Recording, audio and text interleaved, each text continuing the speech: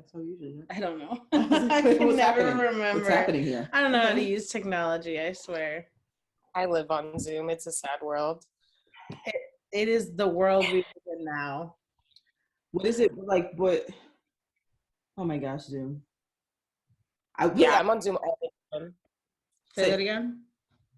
I'm on Zoom all the time and like running events via Zoom. That's right. All the time. And then I work at the access station and we usually film things in person. So now we like capture them online. And it's just a bizarre world and chain of events. It really is. That's wild. I think about it too. Like, I'm like, I wonder how so many spaces have shifted, you know, because most of our work is just like, we get to see people, but we're not going into sites. If, you know, it's not, we can do it, but we don't have to, you know, like we can do a lot of our work via Zoom, but I just don't know what a day-to-day looks like. I'm just really curious as to how this is going to affect how we continue to do things. Like, how much are we going to continue to be using Zoom for everyday things, or how much are we going to go back to in person? Like, I think it's gonna affect. I think this is the like transition. It's about to be, it's gave the platform for a huge transition. Like, so many unhealthy work habits were broken this year, and just, you know, working from home, you have the accessibility to like take a break when you need it, eat when you need to, work in the environment that like works for you. I'm like, this year changed it for so many people. I feel like that they're not going to go back to what was happening before. You know what I think is kind of wild is I was speaking to someone else about their work situation, and they were saying that the company was requiring for them to work on camera. Like, even them being present in their own home. And then randomly I was reading an article that was like, there are more, I don't even know what context it was. I didn't really get it, but there are more racial incidents that occur with online work. People are reporting that. And I'm thinking it's very interesting because there are certain pathways that have opened up. Yeah. Like, for us to communicate, and also the human experience is very, like, I like to think of us as a society as very animalistic pack creatures, right? Mm-hmm. So we're humans, and we grow and love and learn and live from being pack animals. And so when we are divided from our pack, it's almost like our humanity shrinks in certain ways. And I feel that. So just thinking about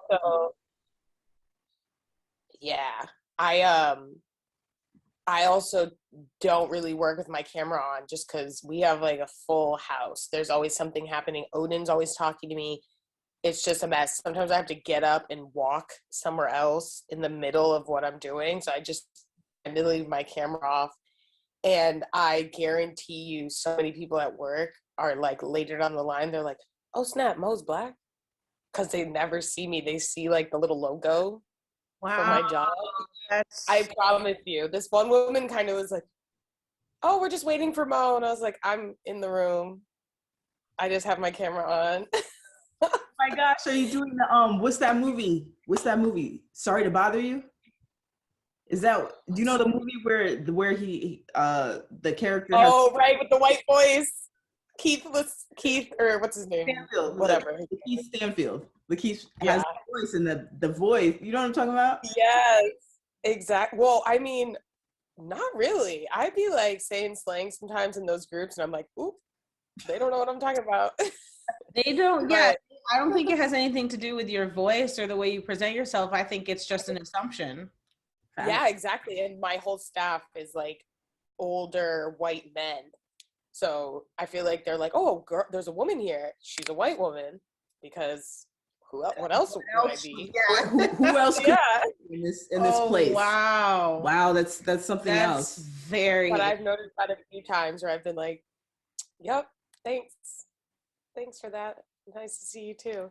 That's And then another time, this older woman, I was in a meeting with her and I had my camera off, and she's like, "Oh, I just feel like this is rude that you have your camera off." And I was like, I can turn my camera on. I have that ability, but I'm just telling you that my background is very busy and distracting, and it's hard for meetings. So that's why I leave it off. So I turn it on. Odin's talking to me, so I'm on mute and I'm talking to Odin, and she's like, "I can't hear you." And I'm like, "Because I'm not talking to the meeting." And then she's like, "Oh, where are you going?" And I'm like, "I can still hear you." And I'm like, "This is what I was trying to avoid when this meeting started, but you were like so pressed on this being an issue that it caused more of an issue than if we just, and it wasn't just us in the meeting either. It was a group of people. So I'm like, that's my picture. That's what I look like. Like the picture I use on my account. Ready? Same thing. Surprise. But at work I have like the logo. And I was just like, "Oh girl, why do you have to like make this a thing? Now we done wasted 15 minutes of the meeting for me to explain to you that my 7-year-old is going to continue to talk to me during this meeting, and I do not have the accessibility to go to another room or to close a door because there's no door in the room that I'm in." Like, we have different circumstances. right.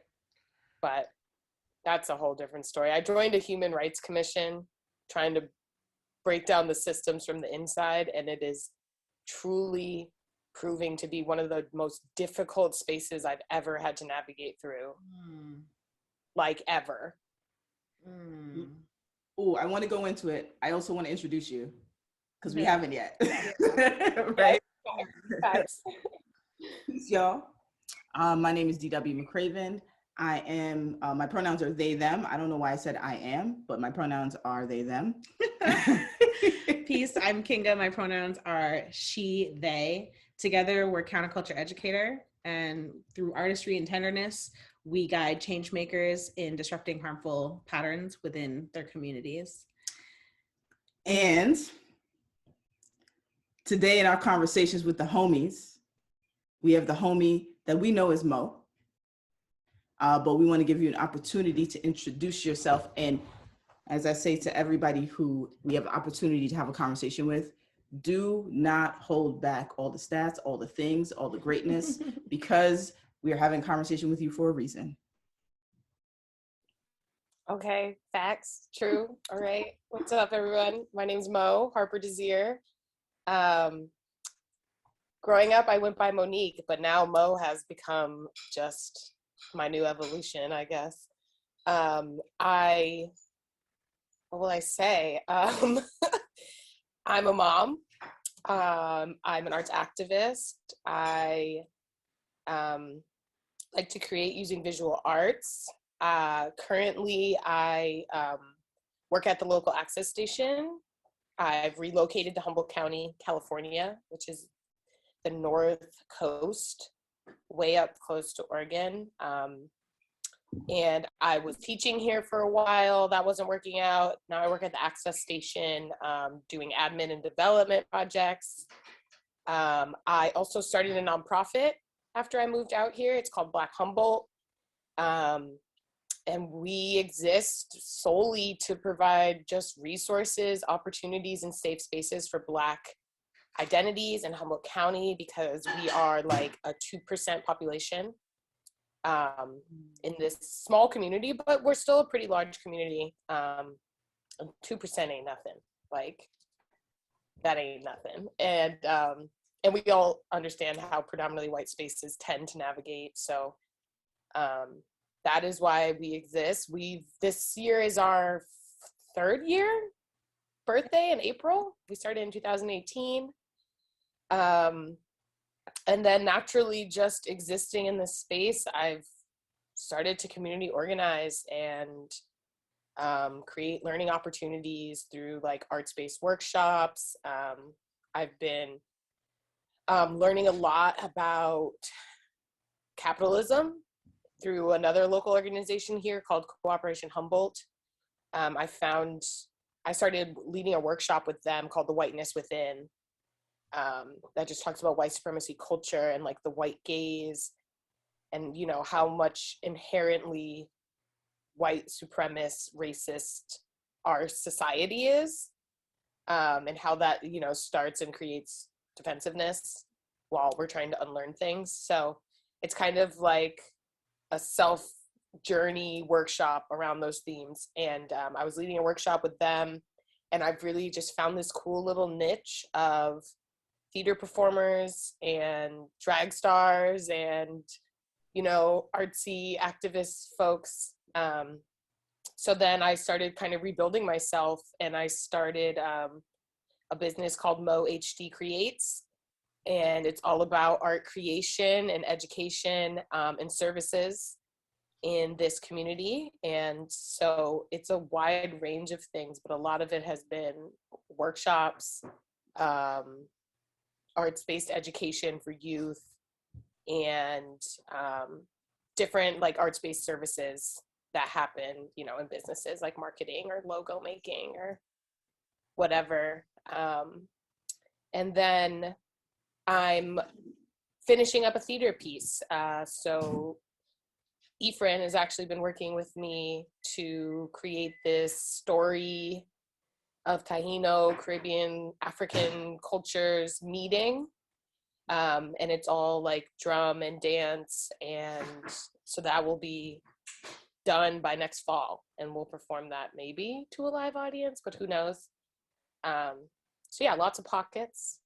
I'm also cooking a human that I will hatch this summer. So lots of things happening. Wow. So that's very full. Can I just, one technical thing? Do you have access to something that will stabilize your whatever computer or iPad you're working on? Oh, It's got the shakes right now. yeah, it's because I'm sitting on the couch. I do actually. Hold on.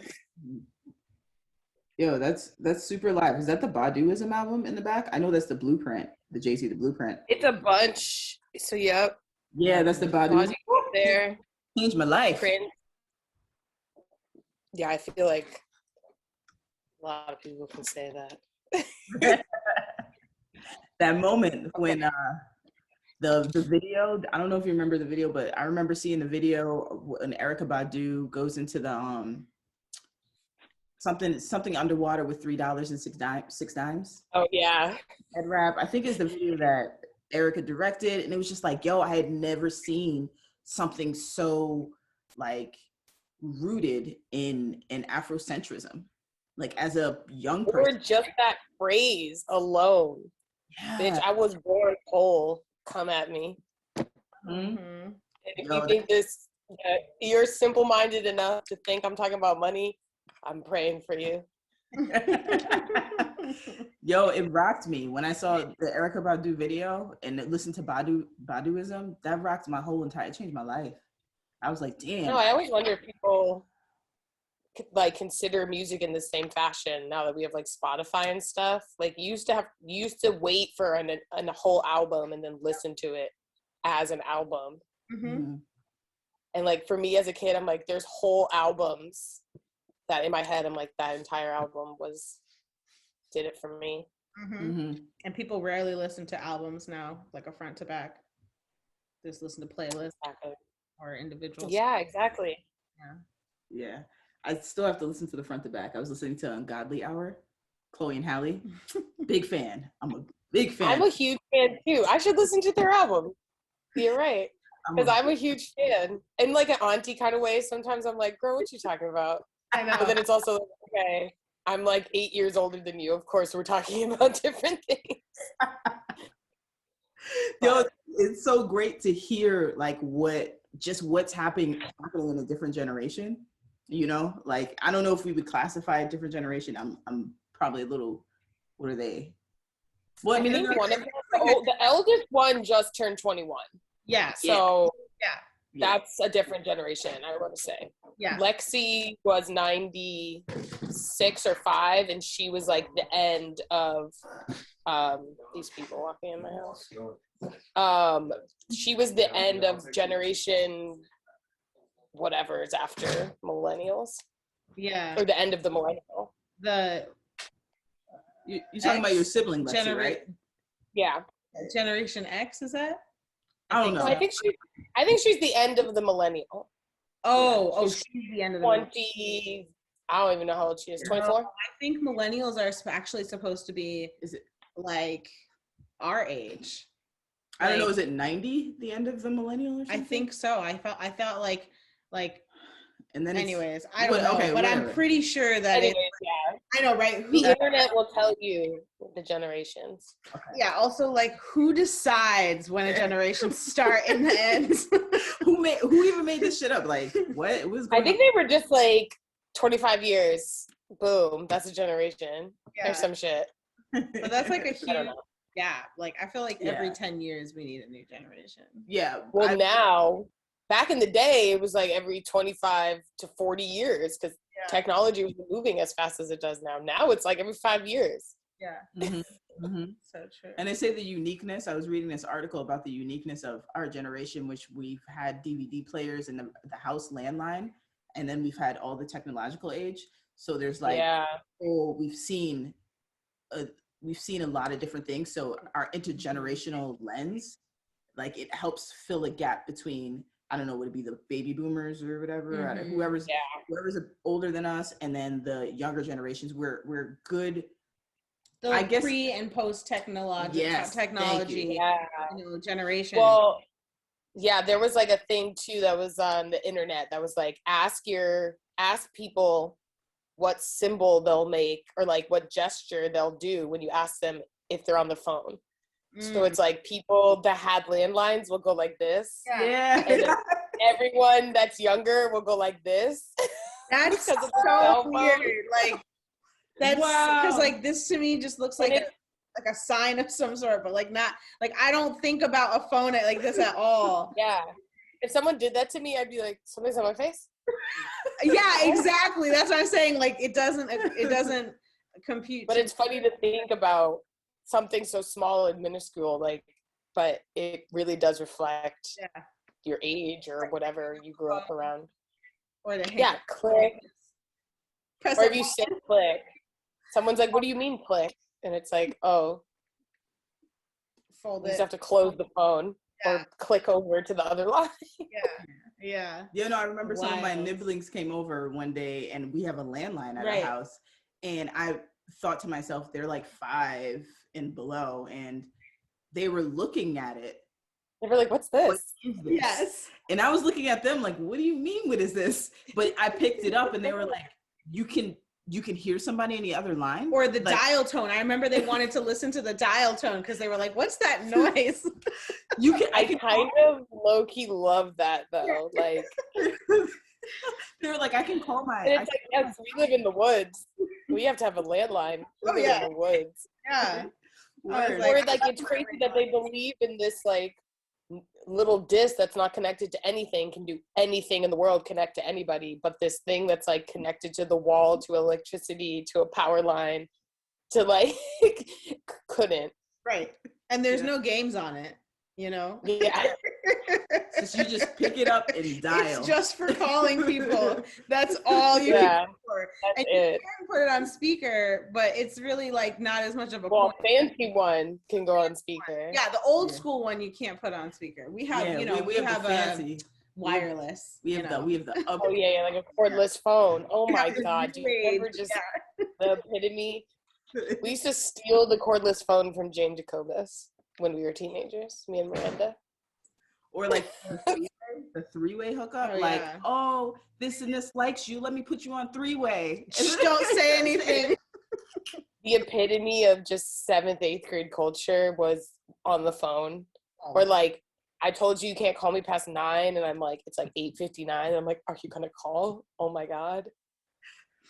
Oh my gosh. We were talking about that the other day too, and we were like, you remember when you couldn't go online and be on the phone. Oh, yeah. Because going online with the dial-up would cut off your phone line. But you know how envious I was of the away message? people that would have away messages up, I'm like, they have more than one phone line. Yeah. Yes. And I was like in great like need of that. My mom's like, just get off the computer. You don't need an away message. Stop tying up my phone. And it's like, but I need the away message. You don't understand. Or when adults would listen on the line, like you pick up the phone is for you. And then, you know, the nosy parents, nosy adults listen on the line. It's like, yo, I get no privacy here. No privacy. I'm an animal. Wow. Oh, man. Back. Right. All So those great things. Yeah. something Anyway. that you enjoy this week. Something that I've enjoyed this week. Yeah, what's bringing you joy this week? Let's see. A couple things. I did the staycation over the weekend. So I went to a hotel and I got a jacuzzi tub and I ate fried food and fell asleep early. And then I got a massage the next day. So I did like the complete self-care thing. I was like double dipping in this sub position that was basically just overseeing a hub for kids that couldn't connect to the internet. And so there was like 5 kids in this class and I was doing it for like 2.5, 3 months. And it was just wearing on me and it was the end of it. So I was like, all right, I'm going to do the like self-care suplex and do all the things. And then I got to not wake up at 6:30 in the morning on Monday, which was great. And then I've just been eating food and feeling good. I was taking medicine that was taking me sick and I'm not anymore. So these small victories brought me joy this week. Yes. Oh my gosh. Yeah, I can relate to the food part. I feel like food is the thing that brought me the most joy this week. We were just talking about the pickled asparagus that we picked up at the farm and the jams.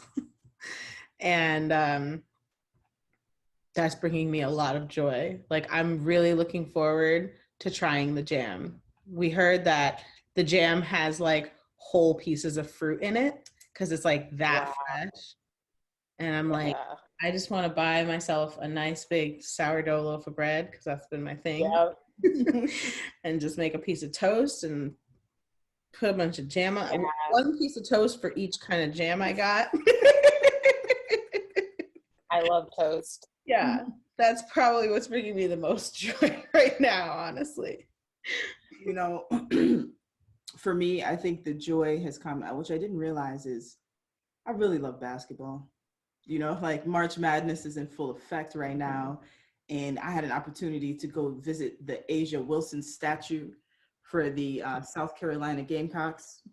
And this history right here is just, it just touches my spirit of knowing the trajectory of once playing a sport and being a collegiate athlete, and then knowing the serious mistreatment, like the way we're undervalued.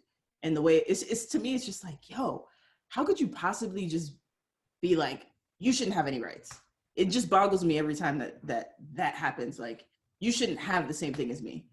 For me, it's so much. But anyway, the joy is really coming from seeing this immense moment of how much the game has transitioned and the skills that are there. Like I was telling Kinga, I remember when I was younger, I was the only person doing behind the back stuff, like crossing over behind my back and like between the legs and like being able to adjust around the rim and double pump and like finger roll. That was something when I was younger that you find people doing it, but you had to dig to kind of find it. But it was also like Chamique Holtzclaw was somebody I was watching when I was younger, but just to see how there's step back jumpers and just 1 foot jumpers and the precision and the way that the game has grown, and it still has this authentic, just really nice feel to it.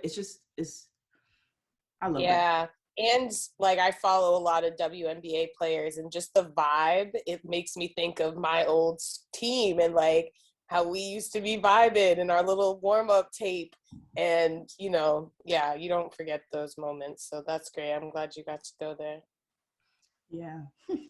Still smiling, have the evidence. I wanted to back up. I also want to acknowledge that you know, I want to acknowledge that, you know, we're in the Massachusetts territory, and that what that means for us to make sure that we're acknowledging that the land is stolen.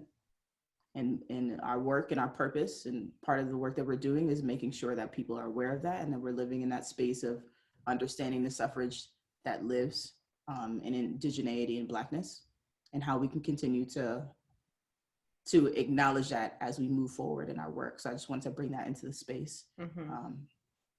Location. Yes. Yeah, I'm on the ancestral land of the Wiyot people. I have learned so much moving to the North Coast of California about indigenous culture, history, oppression, and I'm still learning, right? But definitely was a shift for me in an area that I didn't know a lot about or didn't experience a lot of those identities where I was living in Massachusetts. I know we learn about, you know, the Mohawk Trail and the native cultures that we have, but there's like reservations here. There's like whole vast communities that are a whole, like, you know, an hour away, but they're a completely different community. You know, because they were able to obtain so much of themselves through colonization. But still wild shit. Like some of the wildest things I've ever heard have happened to native or enslaved African people. It's really quite crazy. It's outrageous. It's hard to wrap your head around, or for me, it's hard for me to wrap my head around how it's become like this normalized thing that we just don't really address or talk about, especially when we're living right on this land that's been colonized and is like stained with bloodshed and um just be like people, Trauma, pain, yeah, so many things. and people There being was a ripped from their culture, you know, From like everything, like and it's their a purposeful, autonomy. oh, like a purposeful thing. I was Intentional. yeah, it's intentional. I was telling Kinga that yeah. I was like, oh, and how in the day-to-day life in my mouth, the things that come out where I'm like, damn, I didn't even know I was contributing to that harm. Like it's a reframing, an intentional reframing as somebody who's walking in the world, who's doing any work that's in shifting. It's like, how do I reframe? Because I thought to myself, like, oh, I have a mohawk. What?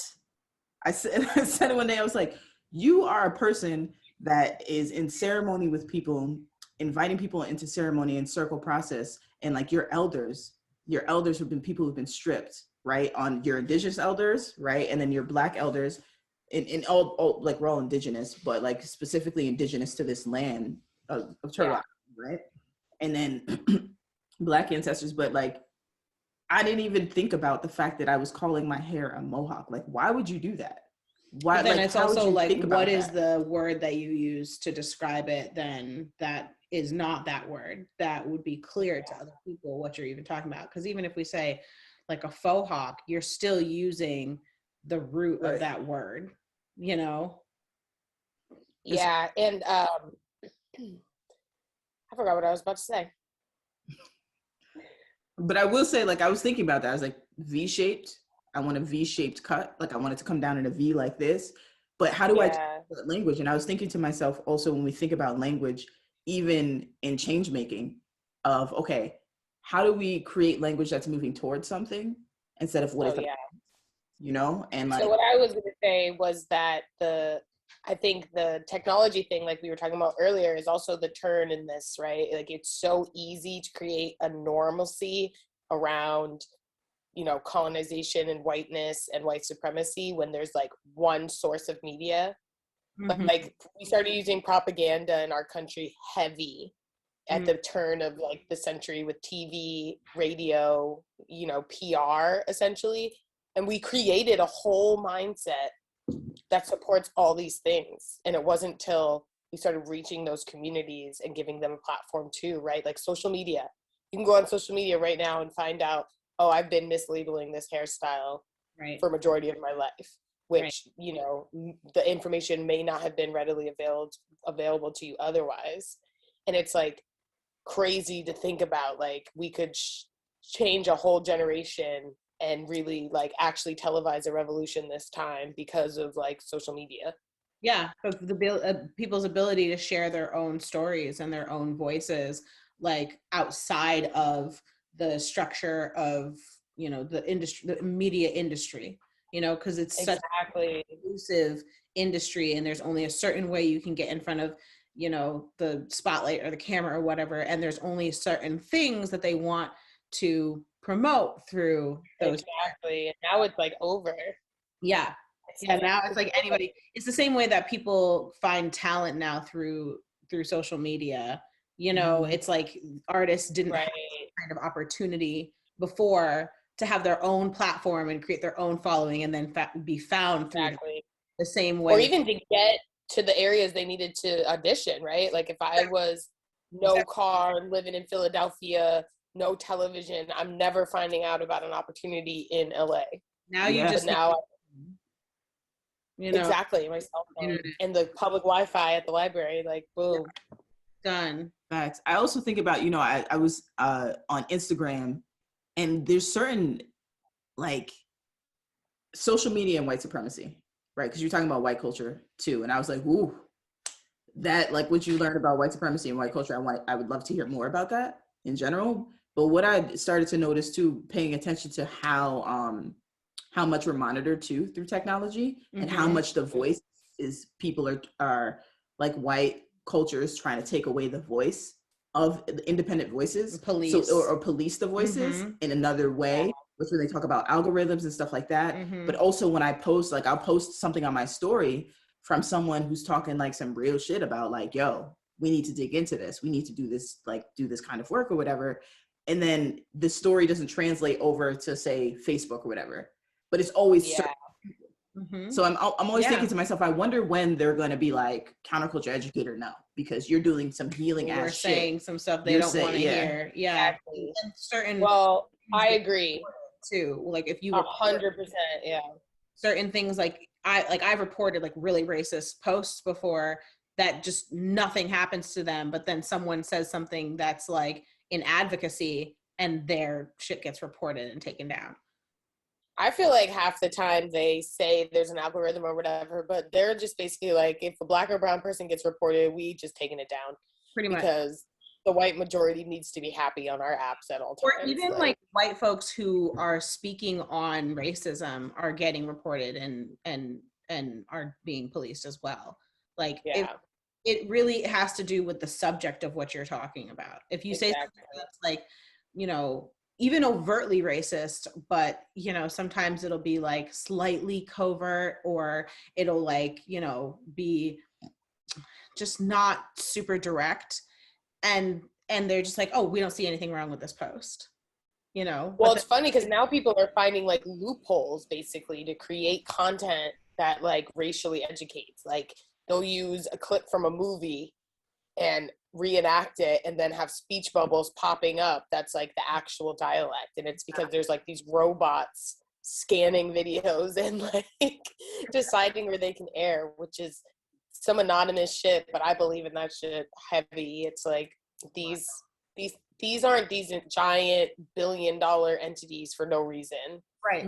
Like they support systems, like it's all connected. And that's the thing, is like in some ways social media has opened the gate for media in general, and for us to be able to, you know, share thought and perspective and our talent, but at the same time it's still connected to the major media industry. Like it's not separate from, it's still called and I mean and we see like activists in our communities disappear and die and, you know, have really crazy endings to their life because, you know, they were using social media as a platform, or, you know, people knew where to find them because of social media.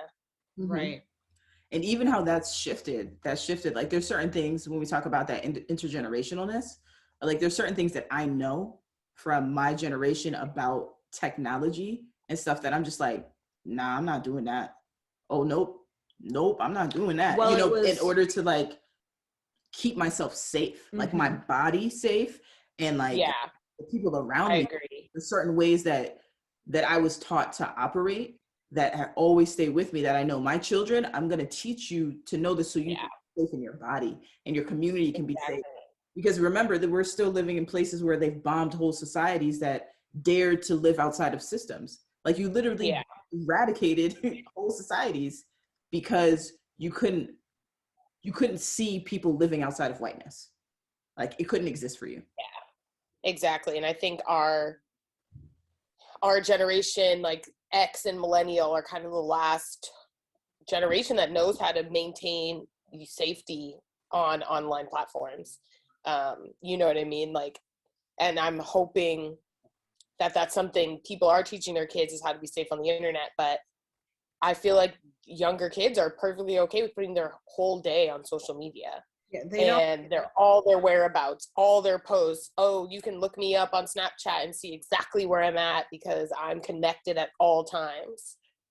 And that's crazy to me. Like, you have to have some blocker in between all that information. Yeah, I feel like the social media platforms have made it seem as though it's they're for people who are not paying attention to the way that we're being policed and the way that, you know, things are being navigated by these large corporations and industries within our interactions on social media.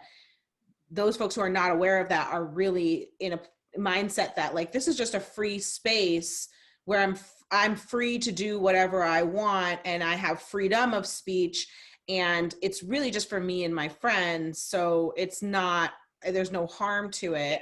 And then you see folks who have like created whole careers through social media, through being, you know, an influencer and sharing their life and their story. And if you're not able to really, first off, you know, discern like when someone's being safe and when someone's not, but also if you're not able to discern how, when somebody is putting in safety protocols for themselves, what that looks like, and you're like, I'm going to do the same thing, and then you don't know where the boundaries are. And so I think people's boundaries are really uh, limiting or limited in how they interact on social media. And so they're just thinking, oh, this is just for me, this is just for my family, this is just for my friends, like there's no harm in it. Whereas, you know, those of us who grew up with the internet being new, it was like there was always so much to think about how we're being safe on the internet, who we're talking to, what kind of information you put out there. And then again, the other layer of people who are aware of the fact that this is tied into all of the institutionalized racism that we see happening through the media, through, you know, our economy, through our politics. Like it's all connected. And when you're not able to make that connection, especially when you're really young and your parents aren't talking to you about that, and you're just allowed to go on social media however you want, it's really hard to discern, to decipher where those boundaries are, because you don't have Yeah. any, especially. Boundaries are already hard for people to listen to too. Like, you can make boundaries with someone you see every single day in your life that are hard for them to maintain. So it's like that gets even more messy and blurred when you go to an internet space, say. Like, Yeah. Yeah. And the other thing about it is that like in the past, our internet presence was like, I'm thinking in the past, like when we were kids, it was like you had AOL chat or AIM or whatever, you know, like you had like maybe a chat room you could go online and meet new people, but there weren't necessarily, I mean, you had MySpace, that was new, but it wasn't as much like I'm going to post about myself to this platform that people can see. And so now exactly. there's a certain amount of what's the word? There's a word for that. But like, you know, the quickness of just like, oh, I'm just going to put this thing up, you know, and not thinking through it. Impulsivity. There's a certain impulsivity with posting. Oh yeah. People are just like, I'm just going to put this up, and they don't really think about what they're saying or doing. And I think that honestly is a reflection of a larger issue in our culture, that people don't think about what they're saying. You know, like people don't actually give thought to the words that they use and when they use them and how, in a way that I think the speed of life, like the speed of life has increased with things like social media or Instagram, and that includes the way people think and talk and react, Yeah. right? It's crazy. It really is. I wanted to ask you what, like, you mentioned what you've been learning, like you work in this organization, and there's also been some other things that have happened there centered around, like, I'm not just a little bit more clarity on, you're talking about activism and working in this organization, but then also Yeah. like what you've learned about white supremacy and Yeah, I'll say that moving here, I had culture shock. Like, I grew up in Springfield. Did a good amount of growing in Amherst, which is diverse, but it's still white. Let's be real, 75, And I was, what's that? 75% white. Yeah. Yeah, like, I think that UMass and the colleges make it diverse, and I had access to people who looked like me, who were into things that I was into, and my like actual Caribbean culture. But I was completely culture shocked when I moved here. And I had been to Humboldt before, but only like in a weed sense, like come up here to work, come up here to visit my friends. Like, I was never immersed in the community. And I assumed it's, a white community, because everywhere is a freaking white community unless you're in like a token Black city. And I just wasn't aware of how white it was and the types of harm that was going on in this community.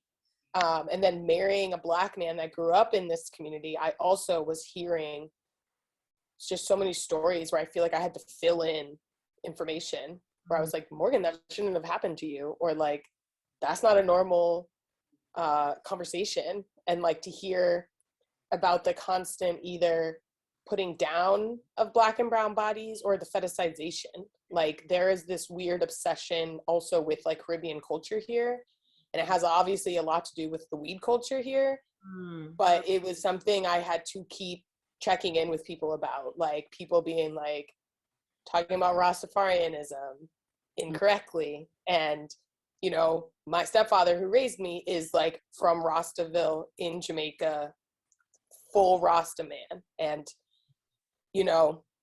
so I know a lot about that culture, and like and it was just hard to watch people kind of like pick and make jokes about it, but then like be like, no, these are my people. Like, I don't even know how to explain it, but it was like rubbed me the wrong way often.